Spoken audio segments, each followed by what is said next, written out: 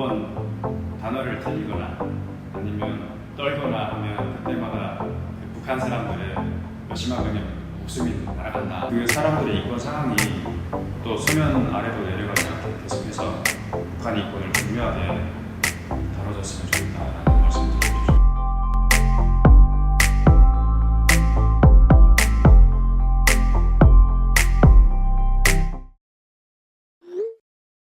안녕하세요. 저는 2011년에 북한을 떠나가지고 한국에 와서 한국 외대에서 장시외대학을 전공을 했고요. 대학원을 준비하고 있습니다. 저의 이름은 김예샷입니다.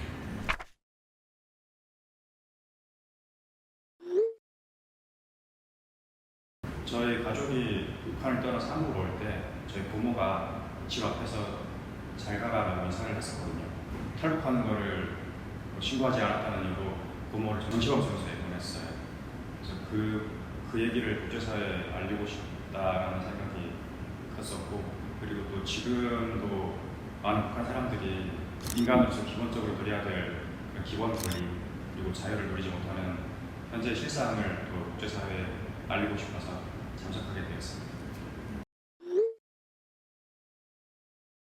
아무래도 이 안보리 회의가 6년 만에 열리는 중요한 회의였고, 또 제가 그 자리에서 영어로 스피치를 해야 되는 상황이었기 때문에 정말 많이 떨렸었고요. 한국에서 비행기 타고 갈 때 14시간 걸렸었는데요.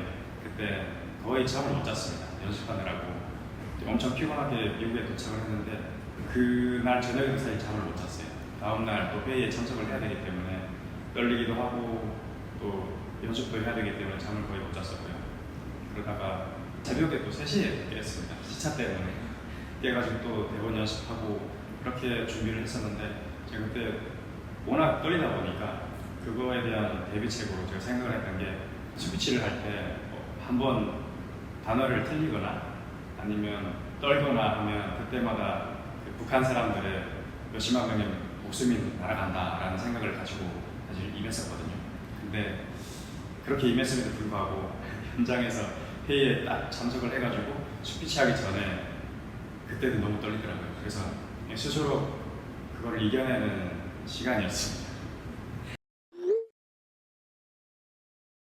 안보리 회의는 열릴 때마다 늘 투표를 원래 진행을 하거든요. 러시아랑 중국이 안보리 회의가 열릴 때마다 계속 반대를 했었어요. 그래서 그때마다 안보리 회의가 개최되지 못하고 있었는데 이번에는 미국이랑 여러 많은 국가들이 아예 안보리 회의를 개최해야 된다라는 그런 입장에 있었고, 또 반대를 하면 국가의 이미지가 손상이 될 거를 뻔히 알았던 것 같아요. 그래서 반대를 안 했었고요. 그렇게 해서 다행히도 회의가 잘 진행이 됐던 것 같습니다. 가장 컸던 거는 북한 정권에 직접적으로 강력하게 얘기를 하고 싶었고요. 그리고 또 북한 사람들도 만약에 그 회의를 본다고 하면 제가 하는 얘기들을 들었으면 좋겠다. 한국말로. 네. 그리고 또 하나는 그 유엔이라는 곳이 한국어를 사용할 수 있는 곳이 아니거든요. 왜냐하면 공식 언어가 아니기 때문에 원래 사용을 못 하는데 그 자리에서 또 스피치를 한국어로 함으로써 각 나라 대표들이 다시 한번 기억을 해줬으면 좋겠다. 그리고 그 사람들 마음속에 그 두 줄이 딱 박혔으면 좋겠다라는 생각을 가지고 한국어로 하게 됐습니다.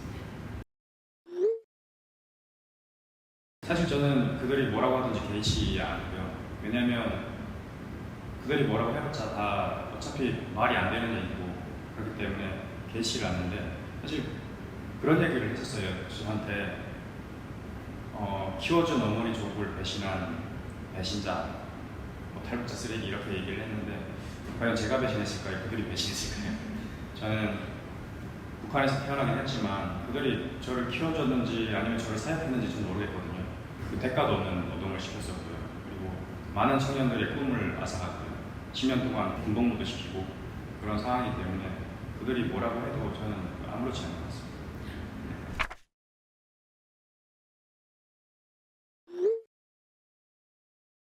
북한에서는 뭐 중요한 지역, 뭐 평양이나 이런 정말 중요한 지역 빼고는 사람들이 사는 게 굉장히 다 비슷하거든요. 그래서 아무래도 북한은 굉장히 어렵게 살고 있습니다.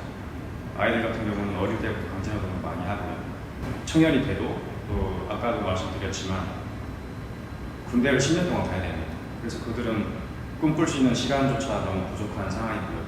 그리고 그렇게 10년이라는 긴 세월 동안 국가에 청춘을 바쳤지만 다시 돌아오면 그들의 신분은 노동자나 농민이거든요. 그래서 노동자는 탄광이나 발전소나 이런 데서 일을 하고요. 농민은 항상 죽을 때까지 그 농장 일을 해요. 농장 일이라고 하면 옥수수를 심는다거나 모내기를 한다거나 이런 일을 하는데 그럼에도 또 많은 사람들이 굶주리고 있기도 하고 그런 굉장히 열악한 상황입니다. 그게 김일성이 사망하기 전까지만 해도 배급이 잘 됐다고 해요. 근데 김일성이 사망한 이후로 북한의 고난행군이 시작됐기 때문에 그때부터 배급이 거의 끊겼거든요. 그래서 원래는 배급을 받으면 그 배급소가 있습니다. 그래서 배급소에 가서 마대를 두고 와서 배급을 받고 그 식량들을 또 밥을 해먹고 하는 그런 시스템이었는데 사실 그 95년 이후로는 거의 배급이 없다고 생각하는 것입니다. 어릴 때 그 혹시 보셨는지 모르겠는데 구세여라 공순이라는 드라마가 있었어요. 그 상상 속에만 있는 그런 모습들이 많이 나오더라고요.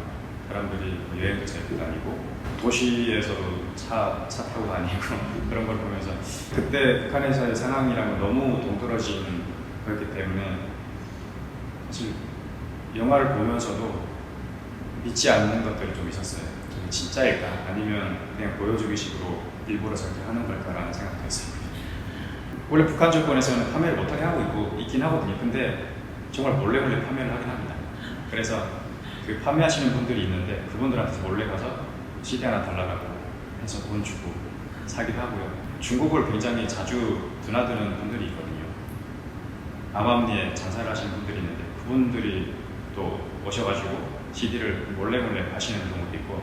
근데 사람들이 어디서 판매하는지를 알고 있어요. 나만 드라마를 보고 싶다 그러면 그 집을 찾아가거든요. 찾아가서 아니 무슨 이런 영화가 있다던데 직접적으로 말은 못하고 하나 달라고 하거든요. 그러면 돈 주고 그건 비밀이니까 다른 데 가서 얘기를 하면 안 된다. 어차피 또 저희도 그 CD를 받고 보면 또 큰 처벌을 받기 때문에 서로 얘기를 못 하는 거죠. 사람들이 많이 보고 있어요. 저희 만약에 제가 살고 있는 지역에서 다른 지역으로 이동을 하려고 하잖아요. 그러면 그걸 허가를 받아야 되고 그 허가를 받을 때 언제 갔다가 언제 돌아올 거다라는 그 도장을 찍거든요.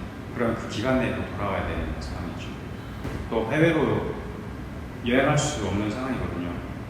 한국 사람들이나 다른 나라 사람들은 본인이 가고 싶으면 돈만 있으면 뭐 일본도 갔다가 중국도 갔다가 굉장히 자유롭게 돌아다닐 수 있잖아요. 근데 북한 사람들은 그 자유로운 여행이 금지되어 있습니다. 아예 여권조차 없고요.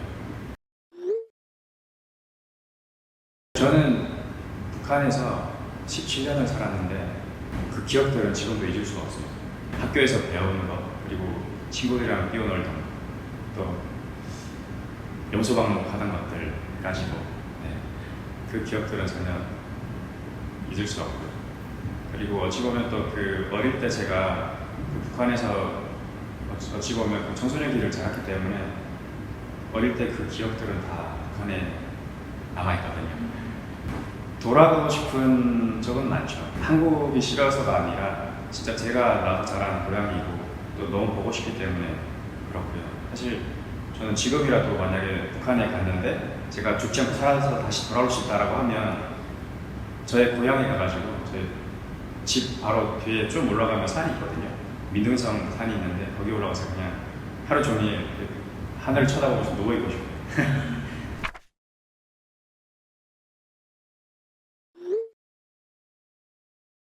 간단하게 말씀드리면 저희 아버지가 2007년도인가 그때 그 한국에 먼저 온 아버지 친구분을 통해서 핸드폰을 받았었거든요.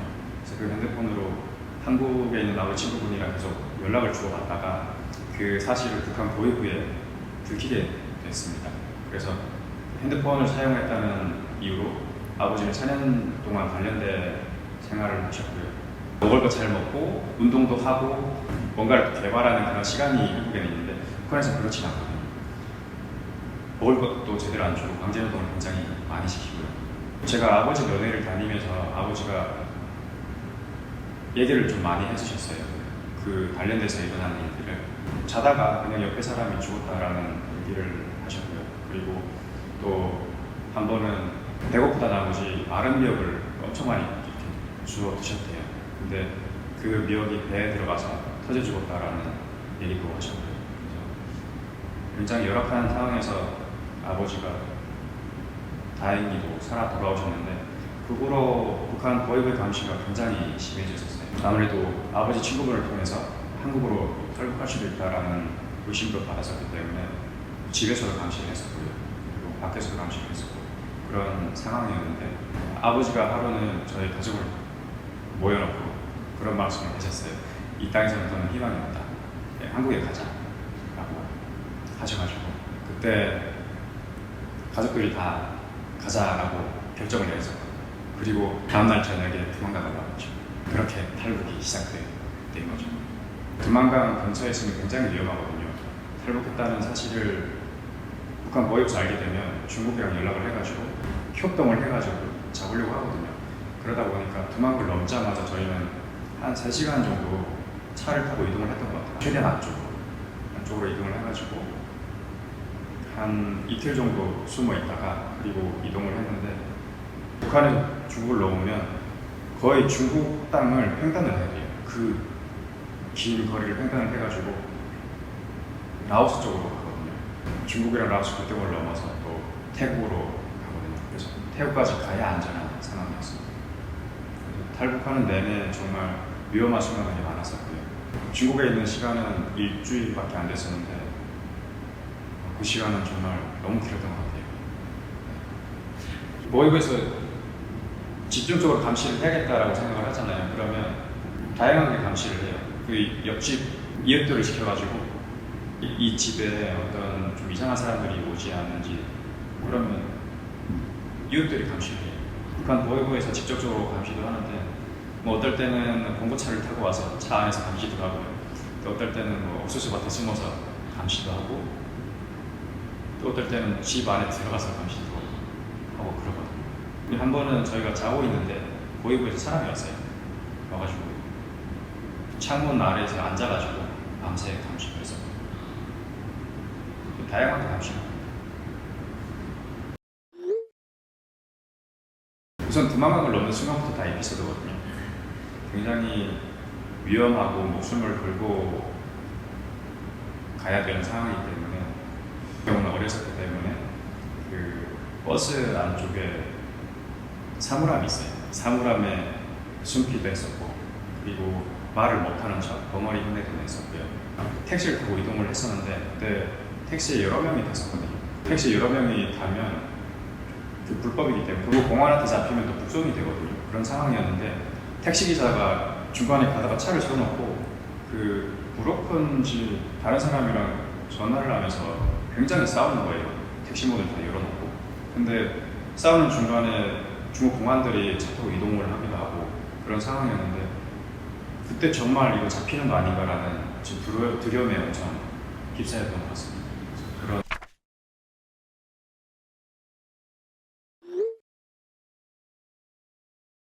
한국에 오면 사실 모든 게 충격적이에요.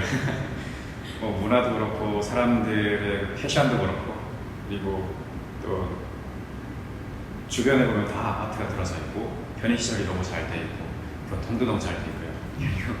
지금 정말 놀랐던 거는 와, 이 땅에 왜 이렇게 나무가 많지? 라는 생각을 했었거든요. 왜냐면 북한에는 뭐 뒷산에는 나무가 없어요. 네, 다그 땔감이 없기 때문에 다 잘라가지고 떼고 그러다 보니까 뒷산에 나무가 없는데 한국에는 나무가 정말 많더라고요. 그 산에 가보면 마른 나무들도 있는데 그대로 그냥 썩게 내비두고 그런 상황을 보면서 역시 많이 다르구나. 제가 한국에 나왔던 게 2012년 1월 26일 날이었거든요. 그리고 바로 3월 3일 날에 고등학교를 들어갔어요.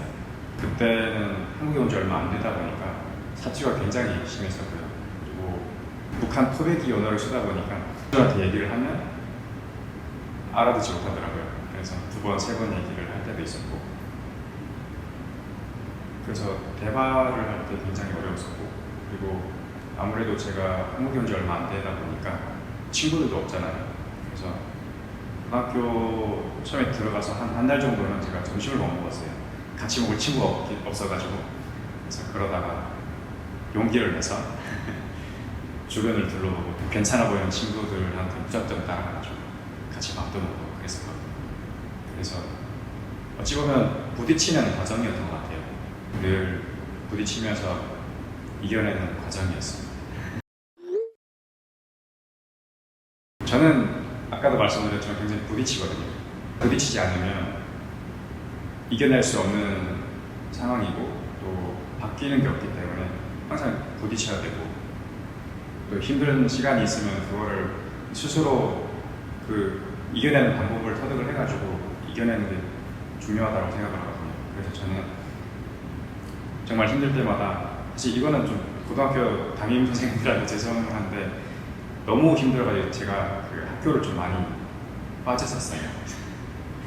학년을 졸업하면 받는 개근상 있잖아요. 저는 개근상 찾는 일이 없어요. 학교 다니는 내내 너무 힘들어가지고 제가 볼 때는 한 1년에 한 20번 정도는 빠졌던 것 같아요. 학교를 안 가잖아요. 그러면 봉사하러 갔어요. 봉사하러 가서 다른 사람들한테도 도움을 주면서 위로도 받고 그랬었어요.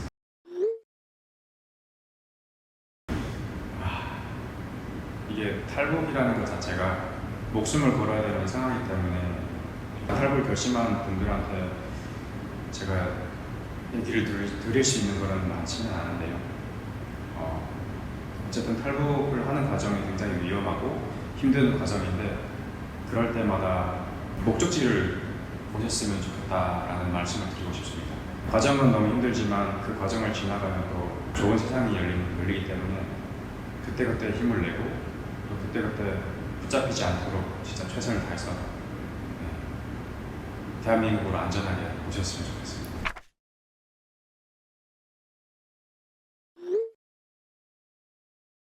주변에 둘러보면 커뮤니티가 굉장히 많은데 그 중에서 몇 개만 소개시켜 드리자면, 제가 지금까지 계속 활동을 이어오고 있는 리버티 노스 코리아 링크가 있고요.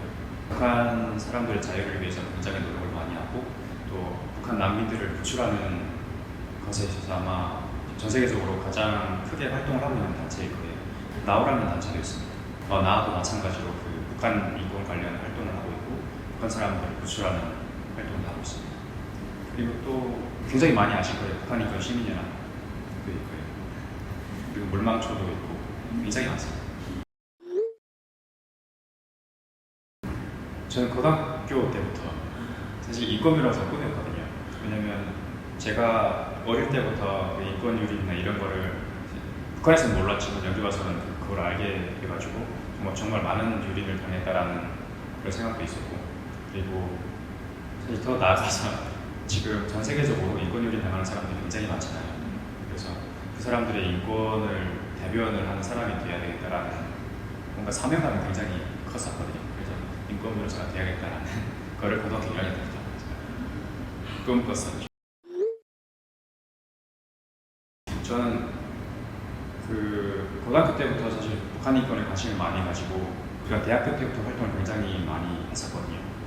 그때 북한 인권 관련 활동도 많이 했었고, 그리고 민주주의나 시민사회 관련 활동도 많이 했었는데, 제가 북한 인권에 직접적으로 활동을 시작했던 거는 2019년도에 시작을 했었는데요. 그때 링크에서 에버코스 벨로우라는 프로그램을 참석을 했었거든요.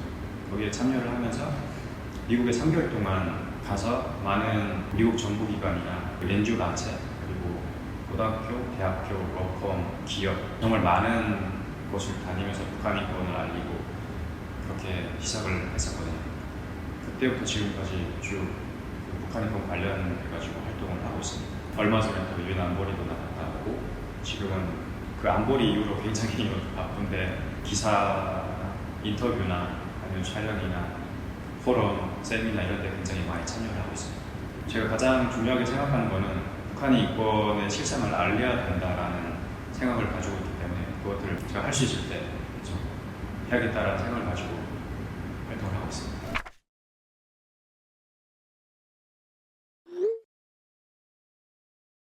우선 제가 지금 대학원을 준비를 하고 있는데 나중에 대학원에 가서 공부를 하는 중에도 계속해서 북한인권에 대해서 알릴 거고요. 대학교 내에서도 뭐 세미나나 이런 것들을 가능하면 만들어서 북한인권을 계속해서 알릴 거고, 그리고 나중에 제가 가고 싶었던 뭐 유엔이나 아니면 다른 국제 NGO 단체들 이런 데 취직을 하더라도 제가 어디에 있든 북한인권은 죽을 때까지 계속 알리고자 하고 있습니다.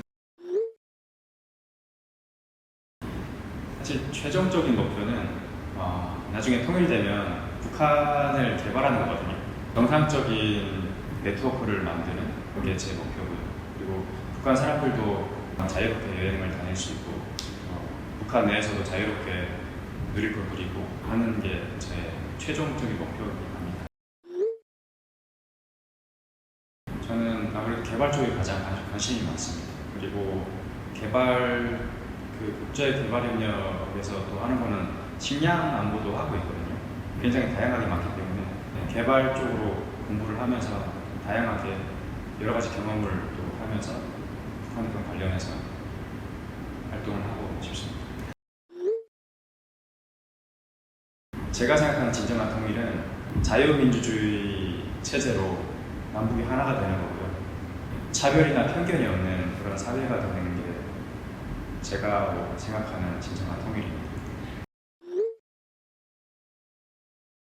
아무래도 우리 한반도가 이제 분단된 지가 70년이 넘었잖아요. 그래서 당연히 갈등도 많을 거고 사회적인 문제도 많을 건데 통일이 됐을 때 어떻게 우리가 정책을 만들어가지고 해결을 해나가냐에 따라서 잘 풀릴 수도 있고 또 아닐 수도 있다고 생각하거든요. 제가 그런 문제를 생각을 할 때는 통일이 됐을 때 바로 개방을 하는 게 아니라 당분간 북한의 수준을 또 경제 수준이나 사회 문화 수준을 올리면서 나중에 합치는 게 중요하지 않을까라는 생각이 듭니다. 지금 북한에서 많은 사람들이 우리가 누리고 있는 자유, 인권을 누리지 못하고 있습니다. 한국 국민들은 굉장히 본인이 하고 싶은 일들을 하고 또 먹고 싶은 것을 먹고 가고 싶은 곳을 여행하고 그러는 상황인데 북한 사람들은 그런 것들을 전혀 누리지 못하고 있거든요. 북한 사람들을 위해서 한 번 더 기억을 해주셨으면 좋겠다라는 말씀을 드리고 싶고요. 그 사람들의 인권 상황이 또 수면 아래로 내려가지 않게 계속해서 북한의 인권을 중요하게 다뤄졌으면 좋겠다라는 말씀을 드리고 싶습니다. 모든 장면들은 어찌 보면 굉장히 너무 좋은 환경을 다룬 내용이다라고 생각을 하거든요. 아무래도 드라마에 보니까 그렇게 하는 것 같아요. TV에서 나오는 내용이 있잖아요. 북한 사람들이 원하는 그런 내용이 아닙니다. 왜냐면 다들 거기서는 뭐 본인들이 또 먹고 싶은 거고 자유롭게 사는 것처럼 보이잖아요. 그래서 그거랑은 많이